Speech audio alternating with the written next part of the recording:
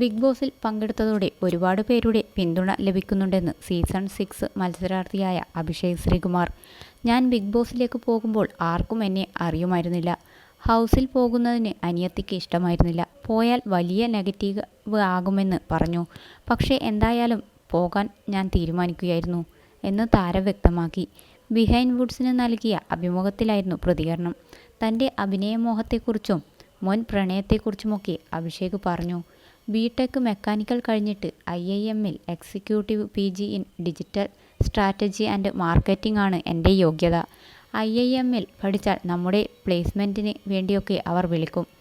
ഞാൻ എപ്പോഴും അപ്ലൈ ചെയ്തില്ല. നല്ല ജോലിയൊക്കെ കിട്ടുമായിരുന്നു. പക്ഷേ ഫോക്കസ്ഡ് ആയി ഞാൻ മുന്നോട്ട് പോവുകയായിരുന്നു. അതുകൊണ്ട് തന്നെ ലഹരിയിലൊന്നും വീഴാതെ ഫോക്കസ്ഡ് ആയി പോകാനായിരുന്നു തീരുമാനം. സിനിമാ സ്വപ്നം എനിക്ക് ചെറുപ്പം മുതലേ ഉണ്ടായിരുന്നു. കേരളത്തിൽ മോഡലിങ്ങിലൊന്നും വലിയ സ്കോപ്പില്ല. സിനിമ അല്ലെങ്കിൽ മറൈൻ എഞ്ചിനീയർ ആകണമെന്നായിരുന്നു ആഗ്രഹം. മെക്കാനിക്കൽ എഞ്ചിനീയറിങ്ങിന് ചേർന്നപ്പോഴും സിനിമാ മോഹം വിട്ടില്ല. ബിടെക് കഴിഞ്ഞപ്പോൾ 16 സപ്ലി ഉണ്ടായിരുന്നു.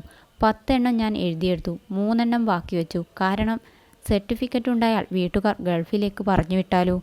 ബാക്കി സപ്ലൈ എഴുതുന്നതിനിടയിൽ ഞാൻ സിനിമയിൽ അവസരങ്ങൾക്ക് ശ്രമിച്ചു. ആ സമയത്ത് ഞാൻ ചില പരസ്യങ്ങളൊക്കെ ചെയ്തു. ആ സമയം വീട്ടുകാർക്കൊരു സംശയം തോന്നിയിരുന്നു, ഞാൻ പഠിക്കാത്തവനാണോ എന്ന്. അങ്ങനെയാണ് IIM-ൽ PG ചെയ്തത്. പഠിച്ചു കഴിഞ്ഞപ്പോഴേക്കും പ്ലേസ്മെൻറ്റ് കോളുകളൊക്കെ വന്നിരുന്നു. ഞാൻ പക്ഷേ താല്പര്യം പ്രകടിപ്പിച്ചില്ല. സിനിമയിൽ കാര്യമായ അവസരങ്ങൾ കിട്ടാതിരുന്നപ്പോൾ വീട്ടുകാർ ശരിക്കും എതിരായിരുന്നു.